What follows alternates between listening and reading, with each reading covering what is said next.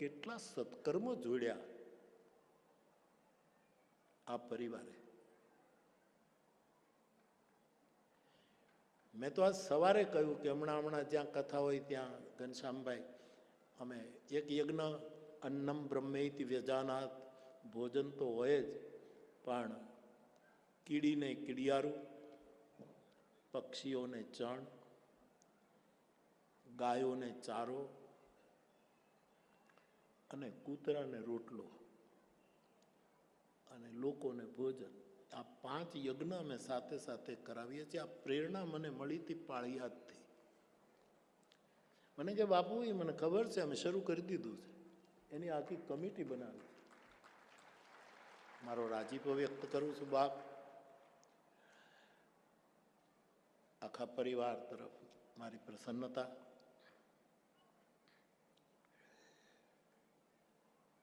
એને થવું હતું બસના કંડક્ટર,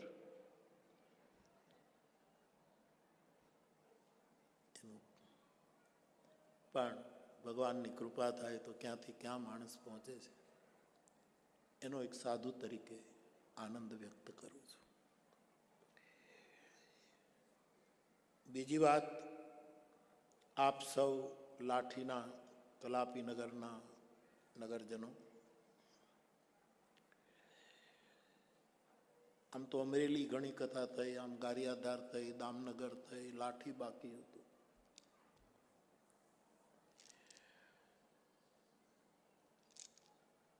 અને આપણે ત્યાં એક કહેવત છે, લાઠી એની ભેંસ, એવી કહેવત છે. જેના હાથમાં લાઠી એની ભેંસ. પણ આ ઉલટાવી નાખ્યું. અહીંયા ભેંસ એટલે પશુના રૂપમાં નથી કહેતો, એક રસ, એક જીવદયા, એ જેની પાસે હશે. લાઠી હોય એને ભેંસ નહીં, પણ આવી રસાળતા જેનામાં હશે એનું લાઠી. અને એવું રસાળતા કવિ કલાપી. હું ભણતો ત્યારે કલાપીના કાવ્યો ભણ્યો છું, અને પાછો શિક્ષક થયો ત્યારે મેં જ્યાં જ્યાં નજર મારી ઠરે આ વિદ્યાર્થીઓને ભણાવ્યું છે. એવા કવિ. અને ખાલી 26 વર્ષની ઉંમરે એ માણસે વિદાય લઈ લીધી. ફરજો બનવા, ગજબનો વ્યક્તિત્વ. ઉમાશંકર જોશી જેવા મોટા સમર્થ સર્જક, શિષ્ટ સાહિત્યના, એ ટ્રેનમાં નીકળે ને લાઠીના સ્ટેશને ગાડી ઊભી રહે, અને ત્યાંથી એ પછી કાવ્યાંજલિ આપે ને એમાં એમ કહે કે મને આ ભૂમિ ઉપર સ્નેહની ગીતા વાંચવા મળી. સ્નેહની ગીતા, સ્નેહની ગીતા. આવું એણે એક અંજલિ પણ આપી છે. તો મને વિશેષ આનંદ છે. આ કલાપીનગરની લાઠીની કથા ઘનશ્યામભાઈની ઈચ્છા, એનો મનોરથ અને નક્કી થઈ ત્યારે મને એક મારે આદરણીય વિચારક, એમણે મને પૂછ્યું કે તમે કલાપીના ગામમાં જાઓ છો તો કલાપી વિશે તમે શું કહેશો? તો વિચાર્યું નથી, કાંઈ વિચાર્યું નથી. અત્યારે હું વિચારીને આવ્યો તો કંઈક બીજું કે મારે આ વિષય લેવો. આ નિલેશે મને કાંક લખ્યું કે તમે એક વખત બોલ્યા હતા કે મારે માનસ શંકર વિશે બોલવું છે. મેં કીધું ભાઈ તું જેમ કે એમ, બીજું શું. એટલે મેં અહીંયા આવીને વિષય ફેરવી નાખ્યો છે. આ કથાનું શીર્ષક રહેશે. અને આ પાછો શંકર પરિવાર છે. આદિ મહાદેવના દર્શન. એટલે પેલા વડીલ મને કહેતા હતા કે તમારે કલાપી વિશે બોલવું હોય તો તમે એના એ ગામમાં શું બોલશો? તો કાંઈ વિચાર્યું નથી. પણ હવે વિદ્વાનોને આપણે બહુ નાના પડીએ. મેં એટલું જ કહ્યું, ત્યાં નથી કીધું, હવે કહું છું. કે કલાપીને મારે અંજલિ એક જ પંક્તિમાં આપવી છે. કલાપી કલા પી ગયો.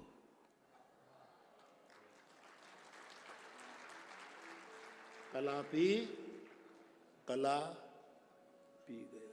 એ કઈ કઈ કળા પી ગયો એ મને મારા દાદા, મારો સદગુરુ ભગવાન ટચ કરશે એ પ્રમાણે વચ્ચે વચ્ચે હું કહું. કલા તો 64 કલા છે, અથવા તો આપણી અવતાર પરંપરામાં 16 કળાએ પૂર્ણતા આવે છે. આ ભૂમિના એક 26 વર્ષના યુવાન જેણે સમાધિ શબ્દ પણ વાપર્યો છે, એની કવિતામાં સમાધિ શબ્દ વપરાયો છે. તો મારે આટલું જ કહેવું છે કે કલાપી કલા પી ગયો. અને બધી જ કલા કોની પાસે છે રામાયણમાં? શંકર પાસે. સકલ કલા ગુણધામ તુલસી કહે. મહાદેવમાં એ તમામ કલા, એમાંથી કલાપી કેટલી કલા પી ગયો એ વિદ્વાનો હવે ગોત્યા કરે. બાકી કલાપી કલા પી ગયો. આટલું જ કહી અને આગળ વધુ. પૂજ્યપાદ સ્વામીજી એમણે 1000મી કથા માંગી લીધી.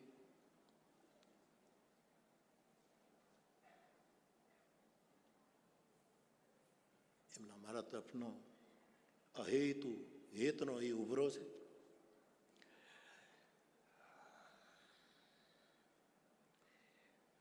બાપ, આપ સૌને વ્યાસપીઠ ઉપરથી મારા પ્રણામ. જય સિયારામ, જય સિયારામ, જય સિયારામ. આ મનજી બાપા ક્યાં ગયા? મનજી બાપા, મેં કાલે જ કહેતો કે બાપા હું આ ધોળકિયા પરિવારને બધાને ઓળખતો નહોતો ને એના પહેલાથી તમને ઓળખું છું. અને એ પણ કલાપીને નાતે. એક કલાપીના એવોર્ડ બાબતની વાતમાં હું આપને જાણું છું એવું કાલે કહેતો. તો બાપ, આવી એક તીર્થભૂમિ પર જ્યાં ભગવાનજી બાપા જેવા સમર્થ રામાયણ થયા. રૂપાલા સાહેબ, એ મારી કથામાં ક્યારેક 2 દિવસ 3 દિવસ સાંભળવા આવે, પધારે. ગઢડાની તો આખી કથામાં એ પોતે બેઠા. એ મને એકલા હોય ત્યારે મોરારી બાપુ કે, પણ કથા સાંભળતી વખતે કોઈ ચોપાઈમાં એને ઉભરો આવે ને કે મારો મોરાર, મારો મોરાર, મારો મોરાર. એ જાણે આશીર્વાદ જે છૂટતા હતા દાદાના મોઢામાંથી, એને કેમ ભૂલાય? અને ગુજરાતી ભાષામાં કથા છે. ગુજરાતી એ આપણી ગ્રામ્ય માતા છે. કલાપીની તો એક ગ્રામ્ય માતા છે જ. અને એમાં તો કલાપીને એમ લાગ્યું કે રસહીન થઈ ધરા કે દયાહીન થયો નૃપ. પણ આપણે ગુજરાતી બોલી બોલીને આપણી ગ્રામ્ય માતાને અથવા તો આપણી ગુર્જર ભાષાને રસહીન નથી થવા દીધી, એને સજળ રાખવી છે. અને ભગવાનની કૃપાથી હવે તો કોઈ રાજાઓ છે નહીં, પણ જે આપણી પાસે વડીલો યશસ્વી મહાપુરુષો છે એ કોઈ દયાહીન નથી. એ ભાવ લઈને જગતમાં ફરી રહ્યા છે, એટલે આપણે એ પણ સ્મરીએ. તો બાપ, આ કથાનો વિષય રહેશે માનસ. તુલસીદાસજી શ નથી વાપરતા, સ વાપરે છે. એકદમ ગ્રામ્ય ભાષાનો શબ્દ અક્ષર વાપરે છે. પરંતુ આપણે આનું ટાઇટલ માનસ શંકર. અને આ તો એને આમ બગાસું ખાતા હાકરનો ગાંગડો આવી ગયો ઘનશ્યામભાઈને, કારણ કે એની સરનેમ શંકર છે. એટલે મને ગમ્યું કે મારા યજમાન પરિવાર ને સરનેમ. બીજું, રૂપાલા સાહેબ, હું આ શોભાયાત્રામાં જતો નથી હવે. ગુજરાત વિદ્યાપીઠમાં મોરારજીભાઈ વડાપ્રધાન અને પછી દશેરામાં નવરાત્રિમાં કથા કરે, અને મારે પાછું ત્યાં જવાનું થયું. અને એક સંસ્કૃતનું ભાગવત વિદ્યાપીઠમાં કૃષ્ણશંકર દાદાના પેલામાં હતું. તે મોરારજીભાઈ બેઠા, આપણે તો પણ અમે રાશિ એક. સિંહ રાશિ. એ મને કે બાપુ તમારી કથા નથી સાંભળી પણ બધા રિપોર્ટો જોયા છે કે તમારી શોભાયાત્રા બહુ મોટી નીકળે છે ને પોથી, પહેલાં તો પોથી યાત્રામાં આપણે બધા જતા. મને એમ ધીરે રહી તો તડફડ કરનારા માણસ. મને કે બાપુ આ શોભાયાત્રા જરા બરાબર નથી લાગતી. મેં કીધું મોરારજીભાઈ બંધ, શોભાયાત્રા નથી કરવી. ત્યારથી હું ક્યાંય શોભાયાત્રામાં જતો નથી સાહેબ. એક વડીલને મેં આપેલું વચન છે. પણ ઘનશ્યામભાઈ મને કહે બાપુ લાઠી આખું બહુ શણગારાયું છે અને તમે જો એક આંટો મારી લો. મેં કીધું પોથીયાત્રામાં તો હું નહીં આવું, એ તો એમને ખબર છે. એટલે મને સવારે હું નીકળ્યો સાહેબ, તો હમણાં આપણે ચુનાવના વાતાવરણમાંથી, ચૂંટણીમાંથી બહાર નીકળ્યા છીએ. ભગવાને બહુ રોડા દિવસો આપ્યા છે. પણ એમાં આ લોકો છે ને એ બધા ચુનાવી રોડ શો કરતા હતા. અમે આજ શિવમ રોડ શો કર્યો. નોટ શિવમ ટ્રસ્ટ છે આ લોકોનું. હું વિચારતો હતો કે આ શિવમ રોડ શો આજ થઈ રહ્યો છે એ શોભાયાત્રા નહોતી પણ કલ્યાણનો એક માર્ગની ખોજ હતી કે આપણું કલ્યાણ ક્યાં છે, આપણું શિવમ તત્વ ક્યાં પડ્યું છે, એની રાહનું દર્શન કરવા માટે અમે નીકળ્યા. તો આમ નથી જતો પણ આજે કંઈક જુદા રૂપે મને બહુ આનંદ. લાઠીનો જે સદભાવ જોયો, તમામ ધર્મો, તમામ નાના મોટા સંપ્રદાયો, તમામ પંથો, આ બધા કેટલા ભાવથી લાઠીની એકતા અને નેકતાનું દર્શન કરાવી ગયા આજે સવારે. એની તલગાજરડું પાકી નોંધ લઈ રહ્યું છે. ખુશ રહો બાપ, ખુશ રહો.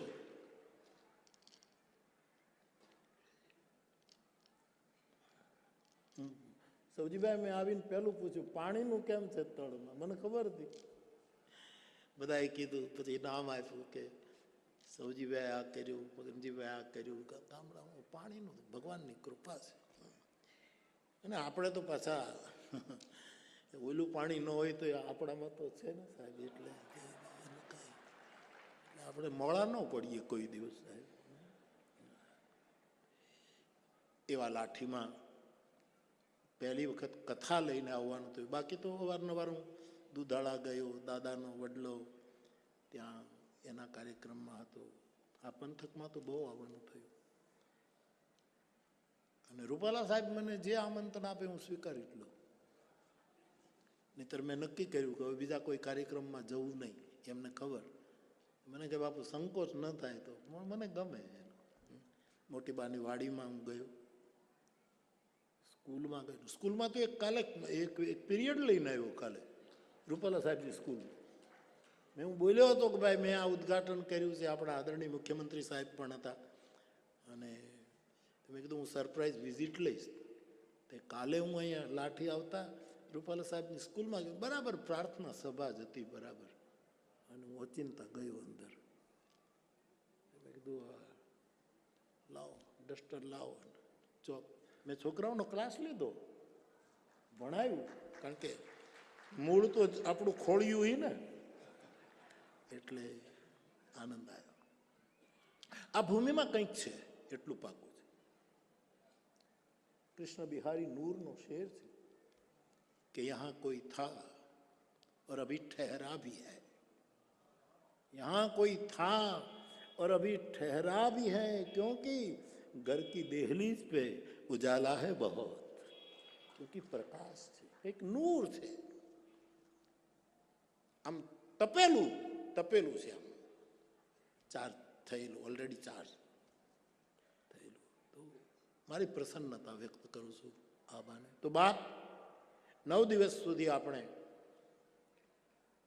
મેં વિષય એ કર્યો હતો પણ આ નીલિયાએ બધું ફેરવી નાખ્યું યાર. મેં વિષય નક્કી કર્યો હતો માનસ રામચરિત. આમ તો રામચરિત માનસ છે પણ માનસ રામચરિત, એની 2 ચોપાઈઓ પણ નક્કી કરી નાખી હતી. અને બધું ઊંધું નાખી દીધું. પણ ઊંધું ન નાખ્યું, હવળું પીડ્યું બધું. માનસ રામચરિત, રામચરિત ચિંતામણી ચારો, સંત સુમતિ પિય સુભગ સિંગાર. રામચરિત અતિ અમિત મુનિસા, કહી ન શકાય સત કોટી અહિંસા. આ બે ચોપાઈઓ પણ મેં નક્કી કરી. પણ મહાદેવ બહાર બેઠા છે. આદિ શિવ ઓમકાર અમે ગાતા રહ્યા. તો માનસ શંકર અભિષેક કરીશું આપણે 9 દિવસ. પ્રસંગો તો લઈશું જ, અને સાથે સાથે આ સાત્વિક તાત્વિક અને વાસ્તવિક એ સંગમ કરીશું ત્રિવેણી કથામાં. તો બાપ જે ચોપાઈઓ લીધી છે સહજ પછી આણે કીધું એટલે મેં ઉપાડી લીધું કે ચોપાઈઓ પછી ક્યાં નક્કી કરવા જાઉં, પછી જે આવ્યું તે. અને અમે પતંજલિના ન્યાય પ્રમાણે ધ્યાન પછી સમાધિ બધું આમ આમ બધું લાગે છે. તો ફરી એક વખત એ ચોપાઈઓ હું ગાઈ લઉં, આપ યાદ રાખજો, અને એના ઉપર આપણે સંવાદ કરતા રહીશું. તબ શંકર દેખે એ ધરી ધ્યાન તબ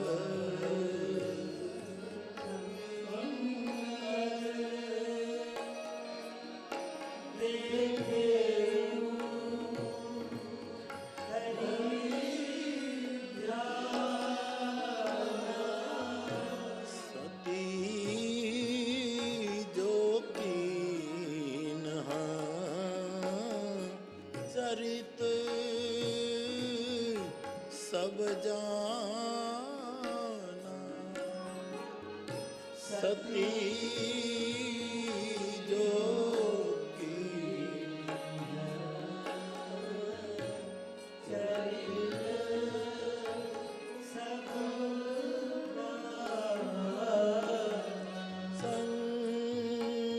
संकर सहज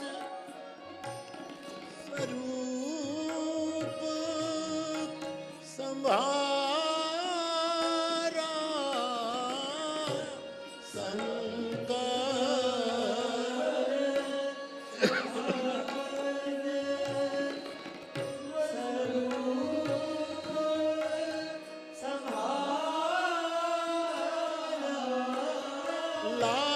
लागी समाधि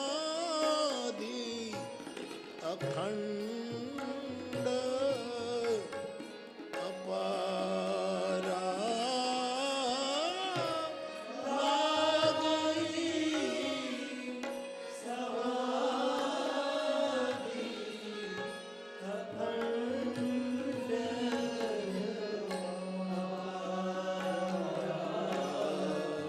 तब शंकर देखे धरि ध्यान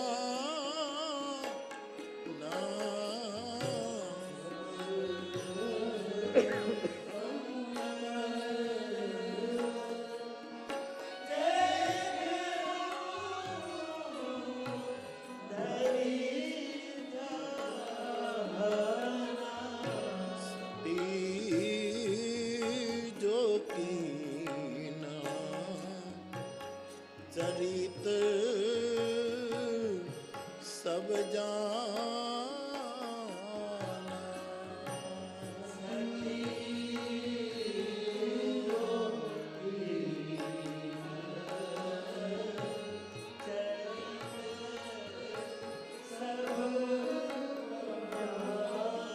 देखे वो धरि ध्यान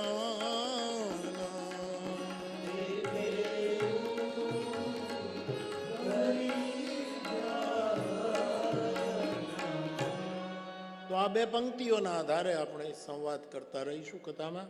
પહેલા દિવસે કથાનો એક ક્રમ હોય છે કે સદગ્રંથનો પરિચય શ્રોતાઓને કરાવવાનો. આ દેશમાં રામાયણનો પરિચય કોને ન હોય? મહાત્મા વિશ્વબંધ ગાંધી બાપુ કહેતા કે મહાભારત અને રામાયણ વિશે જે ન જાણતા હોય એને ભારતીય હોવાનો અધિકાર નથી. આવું થોડા કડક નિવેદન ગાંધી બાપુનું હતું.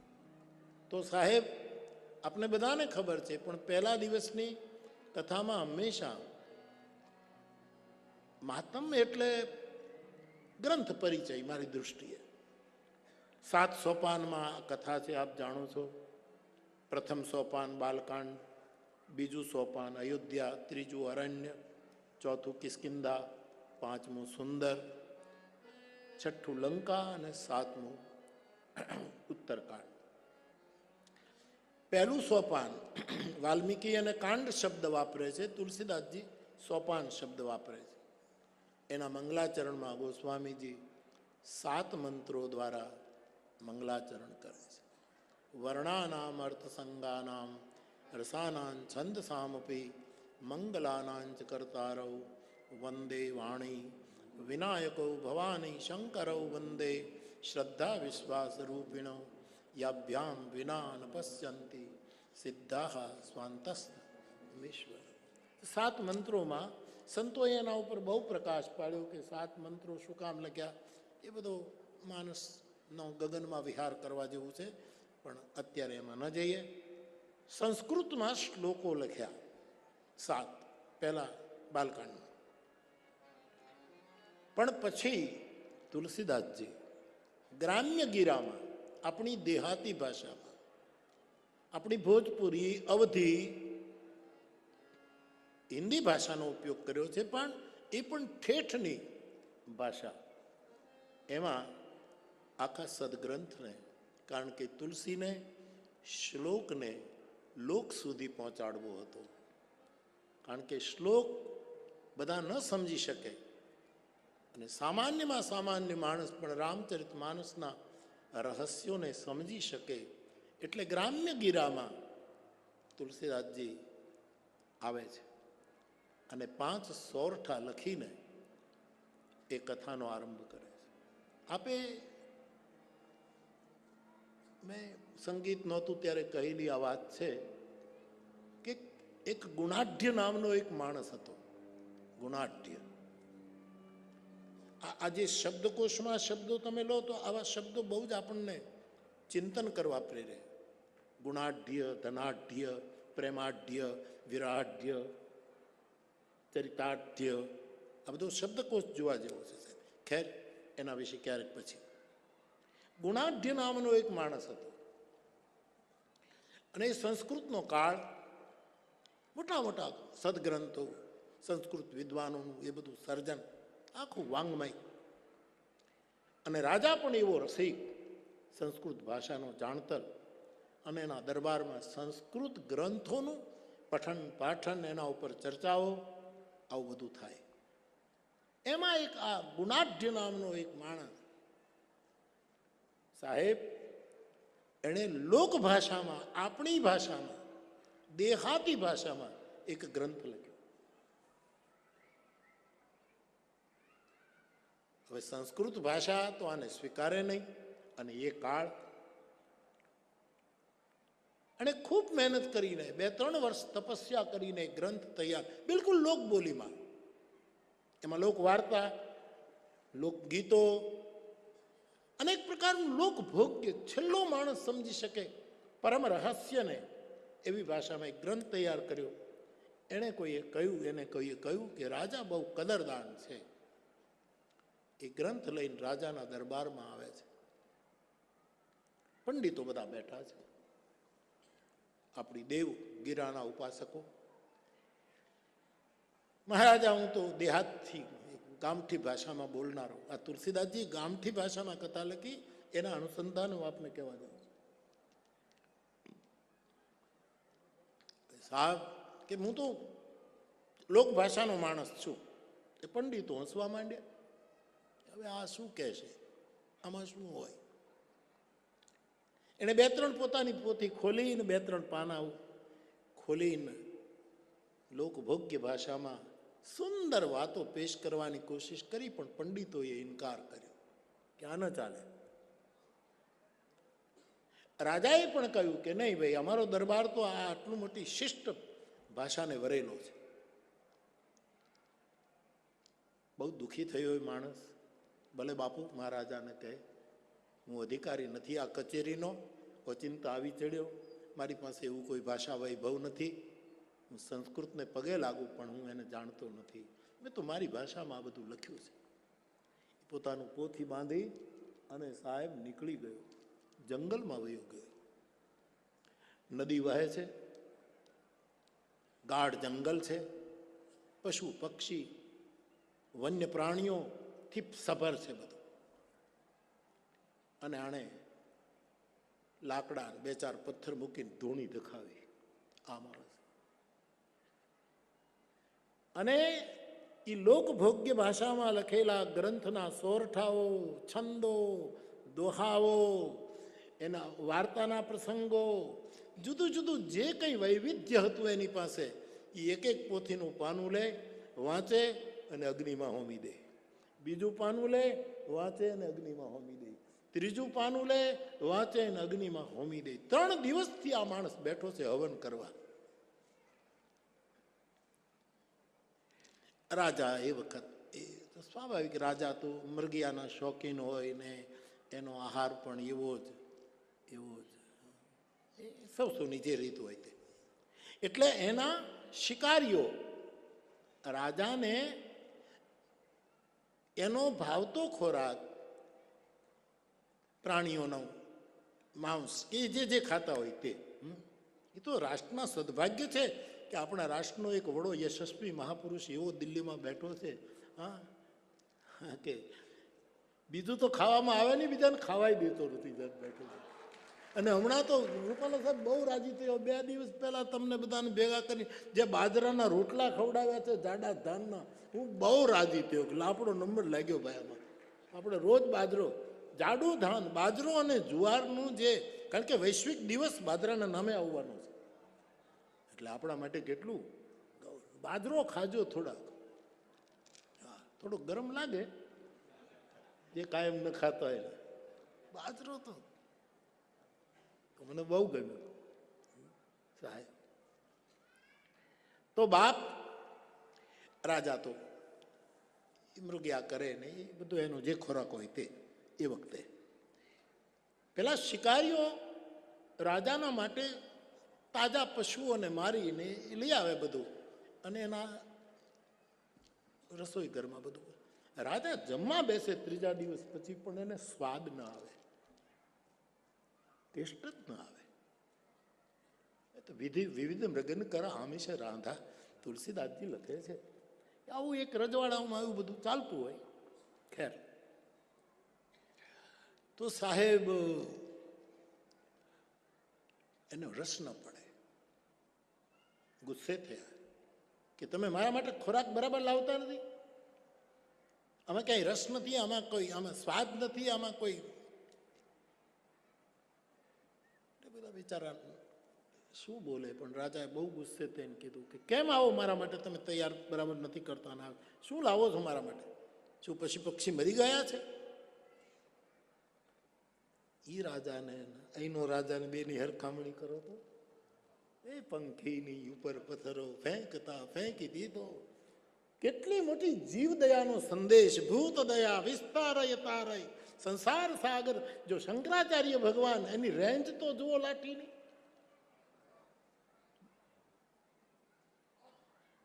નીચે આવ્યું તર ઉપરથી પાંખ ઢીલી થતા. અને કલાપીની વેદના ત્યાં એ છે કે બીજું તો કઈ નહીં થાય, બીજું તો નથી, જીવી ગયું પાછું, અને પાછું એ તો બેઠું થઈ. પણ કલાપીને જે વેદના થઈ છે કે મારી પાસે તો કોઈ દિવસ નહીં આવે ને, કારણ કે એક વખત શ્રદ્ધા ગઈ પછી દુસરે. કેટલું મોટું સૂત્રપાત કરે છે કલાપી કે એક વખત જ્યારે શ્રદ્ધા વહી જાય છે પછી શ્રદ્ધા લાગવી બહુ કઠિન. બહુ પ્રસિદ્ધ કાવ્ય. આ રાજા થોડોક સંવેદનહીન હતો, બધું એવું ખાતો હતો, એને રસ નહોતો પડતો. માણસો ઉપર ખીજાયો કે કેમ તમે આપણા બધા મૃગોના અંતે બધું પતી ગયું છે? તો કે માલિક, એક કોક લોક ભાષાનો ગ્રંથ લઈને જંગલમાં બેઠો છે અને પાઠ કરીને એને બધા પશુ પક્ષીઓ ખાવા પીવાનું ભૂલી અને તન્મયતાથી એની હામું જોઈ રહ્યા છે. બધા ખાવાનું ભૂલી ગયા છે અને પરિણામે 3 દિવસમાં જંગલના પશુ પક્ષીઓ દુર્બળ બની ગયા છે. કારણ કે કોક આવ્યો છે એની પોથીને સાંભળવામાં. ભાષા તો જુદી છે, પણ ભાવ તો બધાને સ્પર્શે ને, બધા તલ્લીન છે. તેથી અમે તમારા માટે સશક્ત પ્રાણીને મારીને લાવી નથી શકતા, હાડકા અને સુખા. ઓ તો આપણા દરબારમાં આવ્યો તો કાંઈ એ જ છે, રોતો જાય છે, પોતાના ગ્રંથના પાના વાંચતો જાય છે ને હોમતો જાય છે, ને પશુ